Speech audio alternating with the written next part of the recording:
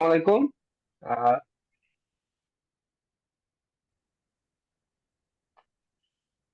আসসালামু আলাইকুম। যারা শুনছেন বা যারা শুনবেন সবাইকে অসংখ্য ধন্যবাদ এবং শুভেচ্ছা। আজকে আমরা একটা খুব আমাদের খুবই আনন্দের একটা মুহূর্ত আমাদের মধ্যে হাজির হয়েছে, সেটা হচ্ছে যে আমাদের কিছু ডাক্তার কলিগ আছেন যারা রিসেন্টলি রয়্যাল কলেজ অফ ইউকের যে পেসিস লাস্ট যে পরীক্ষাটা পেসিস পরীক্ষা এবং one of the toughest exam in the world হিসেবে যেটা স্বীকৃত, দেশের পেসিস পরীক্ষা রিসেন্টলি পাশ করেছেন। তো ওনারা আজকে আমাদের সাথে জয়েন করেছেন এবং আজকে আমার মনে হয় আজকের আমাদের এই লাইভ প্রোগ্রামটা যারা পরবর্তীতে পেসিস করবেন বা এমআরসিপি দিবেন পরবর্তীতে, তাদের জন্য এটা খুবই গুরুত্বপূর্ণ এবং এটা একটা গাইডলাইন হয়ে থাকবে, কারণ পেসিস পরীক্ষা সবসময় একটা আপডেটেড পরীক্ষা এবং রিসেন্টলি যারা পাশ করেন তাদের যে এক্সপেরিয়েন্স এটা প্রত্যেকের জন্য খুব বেশি গুরুত্বপূর্ণ। আপনারা যারা পেসিস জার্নি করছেন তারা খুব ভালো করে এটা জানেন। তো আমাদের সাথে এখন আছেন ডক্টর প্রবল ভাই এবং ডক্টর শামিন আপু। ওনারা ওনাদের এক্সপিরিয়েন্স শেয়ার করবেন, ওদের শুরু থেকে শেষ পর্যন্ত জার্নিটা কেমন ছিল এবং ওনারা কোন কোন জায়গাগুলোতে আমার মনে হয় ওনারা জোর দিতে বলবেন, আমরা সেই জায়গাগুলোতে যারা পরবর্তী প্রিপারেশন নেবেন তারা সেই জায়গাগুলোতে জোর দিবেন, যাতে তাদের এই পরবর্তী জার্নিটা অনেক বেশি ইজি হয় এবং আমরাও আমাদের জেনেসিস এর পক্ষ থেকে যেন আপনাদের জন্য আপনাদের কাজগুলোকে সহজ করতে পারি, আপনাদের পরবর্তী সাফল্যের পথে আমরা যেন আপনাদের আহ আহ, সাথে আপনাদের এই সহযাত্রী হতে পারি। এই জন্য আজকের এই প্রোগ্রাম। তো আমি শুরুতেই আসলে আমাদের ডক্টর প্রবল ভাইয়ের কাছ থেকে আমরা শুনবো ওনার টোটাল জার্নি টু দ্য পেসিসটা কেমন ছিল, উনি ওনার ফিলিংস শেয়ার করবেন। আচ্ছা, ধন্যবাদ অখিল ভাইকে আমাকে ফ্লোর দেওয়ার জন্য, এবং উপস্থিত যারা শুনছেন এবং পরবর্তীতে রেকর্ডেড ক্লাস যারা শুনছেন সবাইকে আহ, অভিনন্দন এই পেসেজ জার্নিতে পার্টিসিপেট করার জন্য। অ্যাকচুয়ালি পেসেস হচ্ছে একটা একটা কথা আছে না, অন্ধের হাতি দর্শন। মানে ছজন অন্ধ মানুষ গেল হাতি দেখতে, একজন বলল হাতি দেখতে হচ্ছে একটা লম্বা সুরের মতো, কেউ বললো হাতি দেখতে একটা থামের মতো, কেউ বললো হাতি দেখতে একটা হাত পাখার মতো। তো সিমিলারলি পেসেজের ব্যাপারে অনেকে থেকে অনেক রকম কন্ট্রাডিক্টরি কথাবার্তা শুনবেন, বাট অ্যাজ এ নাটশেল যদি আমাকে বলতে বলা হয়, সেটা হচ্ছে পেসেজ মেইনলি একটা ক্লিনিক্যাল বেস এক্সাম। তো বেড সাইড রুগী দেখার এখানে কোনোই বিকল্প নাই। আপনারা যেটা করবেন সেটা হচ্ছে আপনারা রেগুলার পেসেজের জন্য বেড সাইড রুগী দেখবেন, এবং নিজেদের একটা দু তিনজন, খুব বেশি না, দুই তিন জনের একটা ফ্রেন্ড সার্কেল বানাই, ওইখানে বারবার মুখের কথা বলা প্র্যাকটিস করবেন। বেড সাইডে প্র্যাকটিস এবং নিজের ফ্রেন্ড সার্কেলে প্র্যাকটিস, এই দুইটা যদি প্র্যাকটিস করেন তাহলে মোটামুটি প্রায় 90% শিওর আপনি পেসেজটা উঠতে যাবেন। এখানে আপনারা যদি খেয়াল করেন, এখানে এলসিসি প্লাস হচ্ছে শর্ট স্টেশন যেগুলো আছে সবগুলো কিন্তু আপনি ক্লিনিক্যাল নির্ভর। অর্থাৎ আপনি ধরেন আহ, মুখ্যত ডায়াগনোসিস, এবং আপনি সাইন গুলা, সাইন সিনথেসিস না করে, সাইন মিস না করে যদি আপনি জাস্ট সাইন গুলো বলে আসতে পারেন, তাহলে আপনার পাস কনফার্ম, মোটামুটি কনফার্ম। এখানে আপনাকে খুব বেশি জ্ঞানের ডিপ কোনো কোশ্চেন লাগবে না, ডিপ কোনো জিনিস লাগবে না, কোনো হাই থট কোনো কিছু লাগবে না। অল্প দুই একটা সাইন সিমটম, ইনভেস্টিগেশন, কারণ, ট্রিটমেন্ট, জাস্ট বেসলাইন জিজ্ঞেস করতে পারে, এর বেশি না। বাট ডায়াগনোসিসটা এবং খুব দ্রুত ডায়াগনোসিসে পৌঁছানো যেটা আর্ট, সেটা আপনাকে বেড সাইডে রপ্ত করতে হবে। আর রিগার্ডিং দা কমিউনিকেশন, ওই ক্ষেত্রে হচ্ছে যে ওই ক্ষেত্রে হচ্ছে আপনারা দেশি মেন্টরস এর পাশাপাশি কিছু বিদেশি মেন্টরস আছে, ওদের ক্লাসগুলো আপনারা শুনবেন। কারণ ওখানে অনেক কিছু লুপ হোল থাকে, অনেক সময় স্যাররা কিছু স্পেসিফিক জিনিস শুনতে চাই। যেমন আমি যদি আমার নিজের এক্সামের কথা বলি, আমার এক্সামে যেটা ওই কমিউনিকেশন ছিল, সেটা হচ্ছে যে একটা ফাদার, সে আইসিইউতে, তো তাকে আমরা হচ্ছে যে মানে টার্মিনাল কেয়ার দিচ্ছি। সো টার্মিনাল কেয়ার দিচ্ছে, ওটার জন্য ওর মেয়ের সঙ্গে আলাপ করতেছি। সো এটা অ্যাজ ইউজুয়াল আমরা বলছি, কিন্তু আমি এক্সামের কয়েকদিন আগে কোন একটা জায়গায় যেন শুনছিলাম যে এটা মানে এরকম একটা line, this is not the end, we will regularly review your father, and if anything change we may change our decision. আমি খালি এই লাইনটাই ওখানে অ্যাড করে দিছি। অ্যাড করে দেওয়ার পর দেখলাম সঙ্গে সঙ্গে স্যাররা আমার সামনে ওই রকম কিছু একটা নোট লিখতেছে, এবং পরবর্তীতে আমি দেখলাম আমি ওখানে 16তে 16 স্কোর করছি। তো আর আমি এই কথাগুলো বাংলায় বলছি for our Bengali student. I think আমাদের most of the student are from Bangladesh. আর হচ্ছে যে আমাদের এই ওনারা বেশ হেল্পফুল এনএসিস, আপনারা ওদের সঙ্গে দেখা করতে পারেন। ওনারা ব্যাট সাইডে অখিল ভাই আছেন, তারপরে অনিক ভাই আছেন, ওনারা খুব আন্তরিক। ওকে, দিস ইজ মাই এন্ডিং।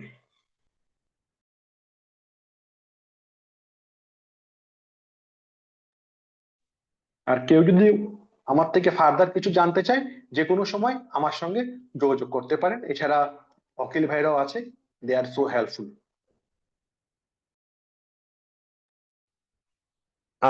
আচ্ছা ভাই, আমি একটু ইন্টারফেয়ার করি, শুনতে পাচ্ছেন আমাকে? জি, জি।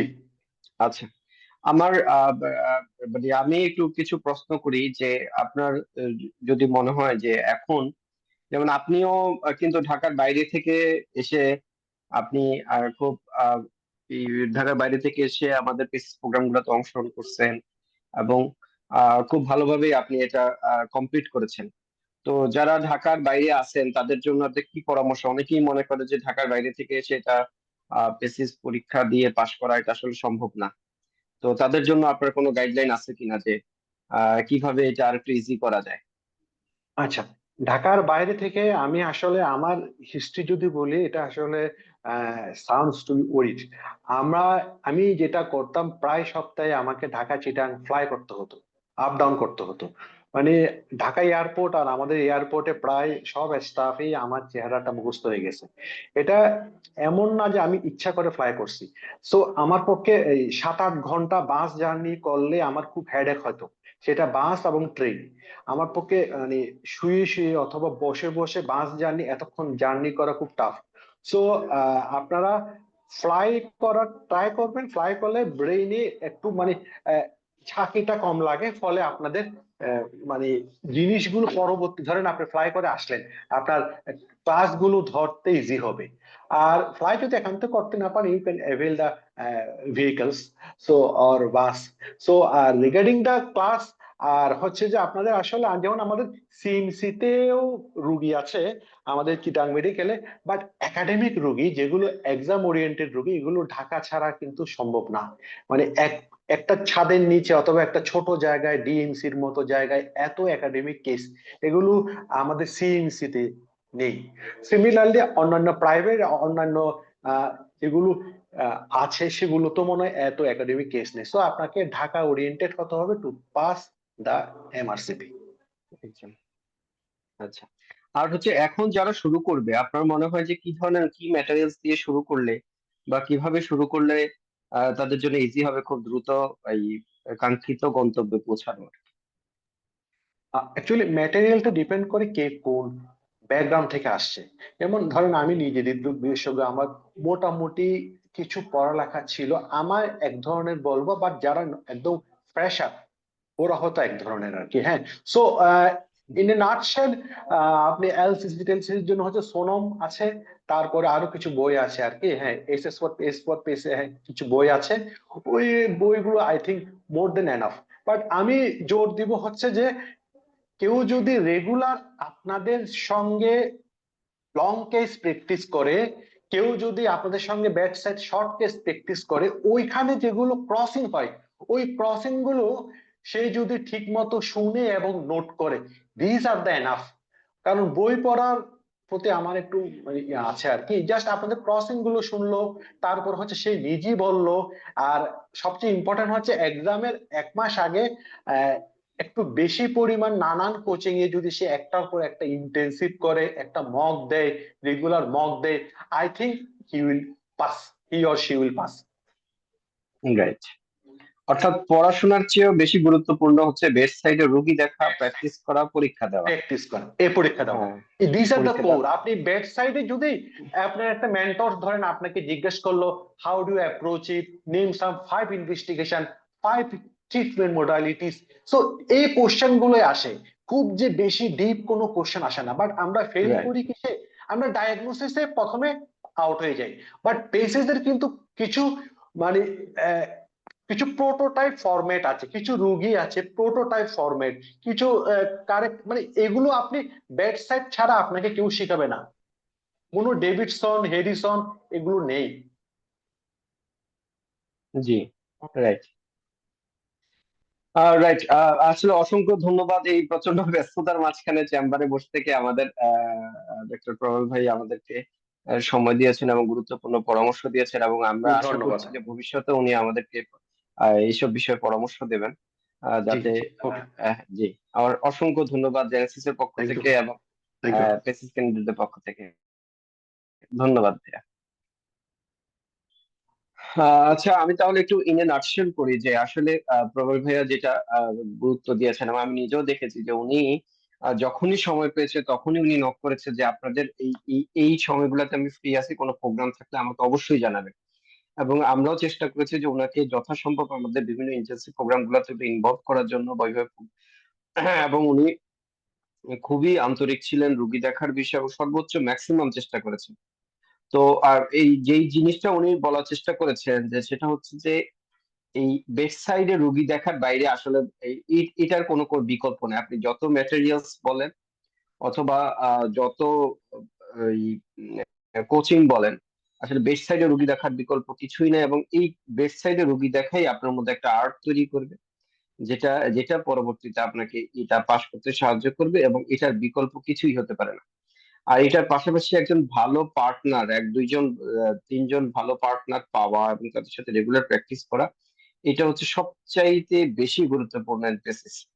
এবং আশা করতেছি যে আপনারা এটা এটা যদি করে থাকেন তাহলে এটা আপনাদের জন্য খুবই ইজি হবে। এখন আমাদের সাথে যুক্ত হয়েছেন আমাদের অনেকেরই মেন্টর, এবং যাকে দেখে আসলে আমি নিজেও পার্সোনালি এই এমআরসিপি তে এসেছি, সেটা হচ্ছে আমাদের সকলের প্রিয় ডক্টর রিয়াজউদ্দিন দানেশ ভাই। তো আপনারা যারা শুনছেন আপনাদের জন্য গুরুত্বপূর্ণ কিছু কথা নিয়ে, এই এই কিভাবে প্যাসেজ জার্নিটা কিরকম হওয়া উচিত সে সম্পর্কে কিছু গাইডলাইন নিয়ে নিয়ে এখন আমাদের সাথে কথা বলবে ডক্টর রিয়াজউদ্দিন দানিশ ভাইয়া। আসসালামু আলাইকুম, কথা কি শোনা যায়? হ্যাঁ ভাইয়া, শোনা যাচ্ছে। আচ্ছা, আমি একটু আগে ক্ষমা চেয়ে নিচ্ছি যে একটু ব্যাকগ্রাউন্ড নয়েজ থাকতে পারে। তো যাই হোক, মানে প্রথমেই কংগ্রাচুলেশন জানাচ্ছি যারা এবার পেসিস পাশ করেছেন। আসলে মানে পেসিস পাশ করার মতো মানে এত আনন্দ অন্য কোনো পরীক্ষা পাশ করে আমার মনে হয় হয়নি আমার ব্যক্তিগত। কারণ মানে শুধু পরীক্ষা না, পরীক্ষা এক জায়গায় নতুন একটা জায়গায় দেয়া, সবগুলো নতুন এক্সামিনের কাছে একটা পরীক্ষা দেয়া, এটা মানে লাইফের অন্যরকম একটা এক্সপিরিয়েন্স। তো যারা পরবর্তীতে বেসিস পরীক্ষা দিবেন ওনাদের জন্য আমাদের মানে কিছু গাইডলাইন এখান থেকে প্রোগ্রামের মাধ্যমে আমরা দিতে চাই। এটা হচ্ছে যে যারা অলরেডি পার্ট টু পাস করে ফেলেছেন তারা মানে বেসিসের জন্য খুব বেশি সময় ক্ষেপণ না করে আপনারা একটু বেসিস হ্যান্ডবুক, রূপা বাসন্তের বেসিস হ্যান্ডবুক, যেটা হ্যান্ডবুক ফর বেসিস, এটা আপনারা দেখা শুরু করে দেন। এবং অনলাইনে কিছু ভিডিও পাওয়া যায় রয়্যাল কলেজে, এগুলো দেখে আগে আপনার কনসেপ্ট গুলো ডেভেলপ করুন। এবং পরবর্তীতে আপনারা মানে বেসিসের জন্য যেটা করবেন যে পড়ার জন্য বেশি সময় ওয়েস্ট করবেন, রাদার যতটুকু পড়বেন তার মোটামুটি ততটুকু প্র্যাকটিস করবেন, পড়বেন এবং প্র্যাকটিস করবেন। তাহলে প্র্যাকটিসটা খুবই ইম্পর্টেন্ট এবং পার্টনার ঠিক করাটা ইম্পর্টেন্ট। আমার মনে হয় যে এই পার্টনার এবং একটু ধৈর্য লাগবে, যেহেতু অনেক দিন পেশেন্ট দেখতে হবে। এবং আপনি যত বেশি পেশেন্ট দেখবেন পরীক্ষার সময় তত ভালো আপনি সাইন গুলো বের করতে পারবেন, পরীক্ষার সময় তত বেশি পারফর্ম করতে পারবেন। এবং পেসিসটা মানে পুরাটুকুই কনফিডেন্সের উপর ডিপেন্ড করে। আপনার যত বেশি কনফিডেন্স থাকবে আপনি তত ভালো পারফর্ম করতে পারবেন। তো সবার জন্য আবারও শুভকামনা জানাচ্ছি। এবং আমরা অলরেডি মানে অনেকগুলো সফল পেসিস প্রোগ্রাম রান করতে পেরেছি। এবং এবং এবং এই জন্য এরকম সফল প্রোগ্রামগুলোর মেন উদ্যোক্তা হচ্ছে আমাদের আকিল আল হাসান। তো আমি তাকে অসংখ্য ধন্যবাদ জানাচ্ছি। আমরা পেসিস শুরু করেছিলাম এমআরসিপি পেসিস প্রোগ্রাম স্পেশালি বিগিনারদেরকে নিয়ে, তবে একদম ক্যান্ডিডেটদেরকে নিয়ে আমরা একটু পরে শুরু করার প্ল্যান ছিল। তো আকিল আলহামদুলিল্লাহ এই জায়গাটা মানে ডিলে করে নাই, সে এটা টাইমলি শুরু করতে পেরেছে এবং খুব ভালো পারফরমেন্স, এবং প্রমাণ হচ্ছে এখানে 4 জন, এবং এর আগেও অনেকে পাশ করেছেন। তো পরবর্তীতে যারা পরীক্ষা দিবেন তারা সবাই এই প্রোগ্রামগুলোর মাধ্যমে যাতে উপকৃত হয় এই আশাবাদ ব্যক্ত করি, এবং এর চেয়ে আরো ভালো রেজাল্ট ভবিষ্যতে আমরা পাবো বলে আশা করি, এবং এখানে শেষ করছি। এবং ব্যাকগ্রাউন্ড নয়েজের জন্য আবারও আমি দুঃখিত, এবং আমি অসংখ্য ধন্যবাদ জানাচ্ছি আকিলকে এবং জেনেসিস আউটলের টোটাল টিমকে। এখানে ইলিয়াস ভাই আছেন, হোসেন ভাই আছেন, তারা খুব সুন্দরভাবে প্রোগ্রামগুলোকে অ্যারেঞ্জ করে থাকেন। ফিলিং শেয়ারিং থেকে শুরু করে প্রত্যেকটা প্রোগ্রামে তাদের অসংখ্য অবদান রয়েছে। এবং এই বলে আমি আমার কথা শেষ করছি, এবং আবারও কংগ্রাচুলেশন জানাচ্ছি যারা বেসিস পাস করেছেন, সবার জন্য অনেক অনেক শুভকামনা।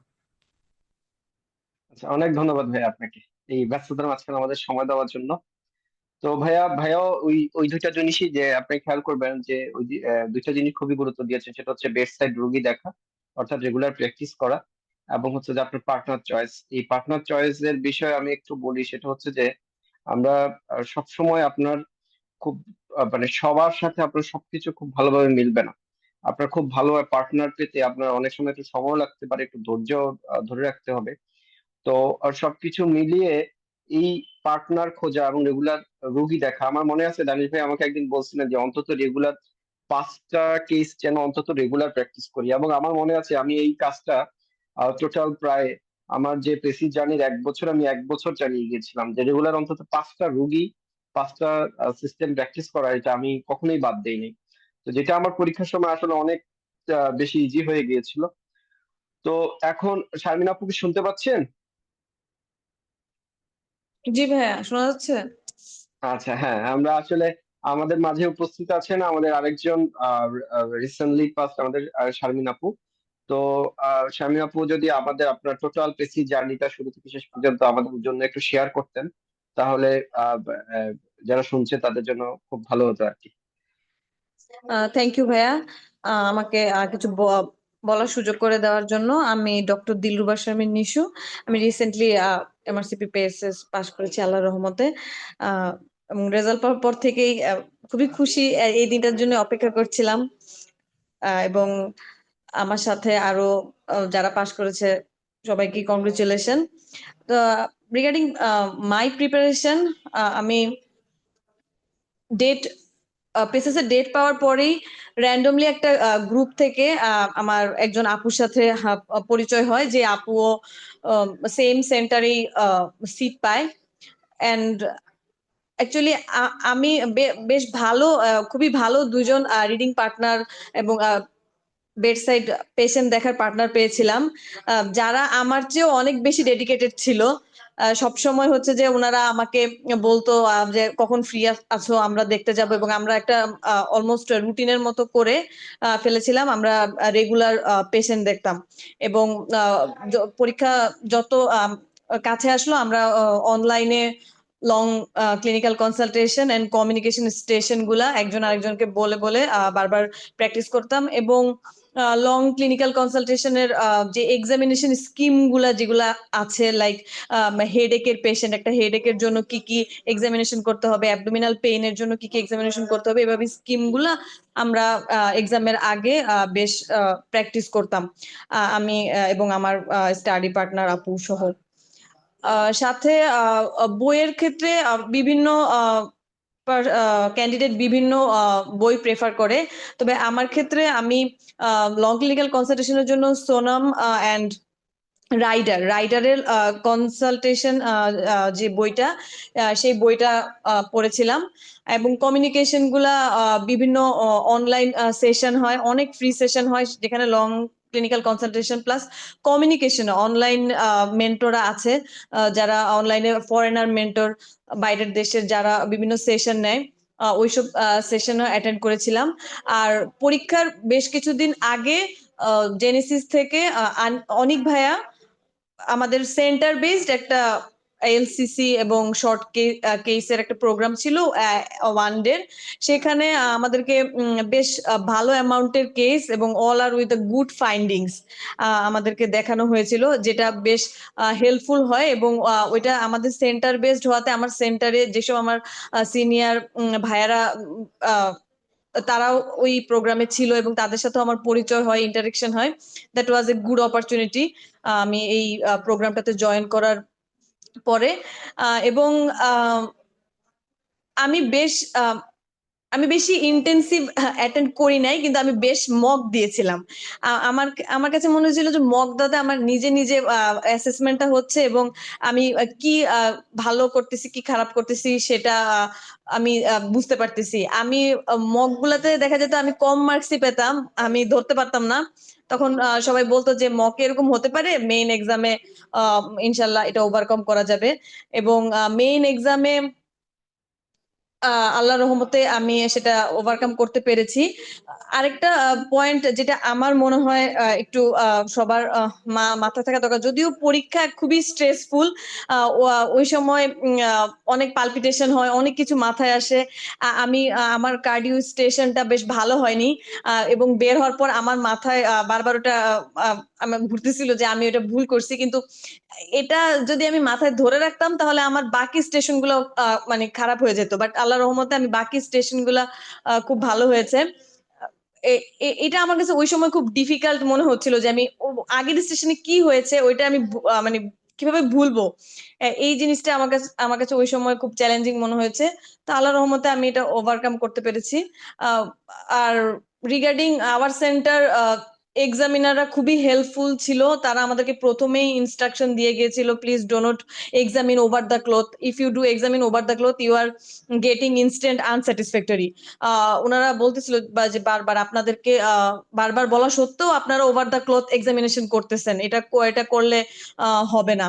এবং দে আর রিয়েলি হেল্পফুল, এখানে সারোগেটরাও খুব হেল্পফুল ছিল কমিউনিকেশনে, বা আমার মনে হয়নি যে আমি বাইরের দেশে অন্য কোথাও পরীক্ষা দিচ্ছি।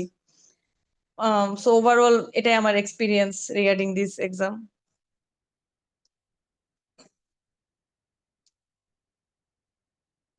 ভাইয়া মিউট আপনি।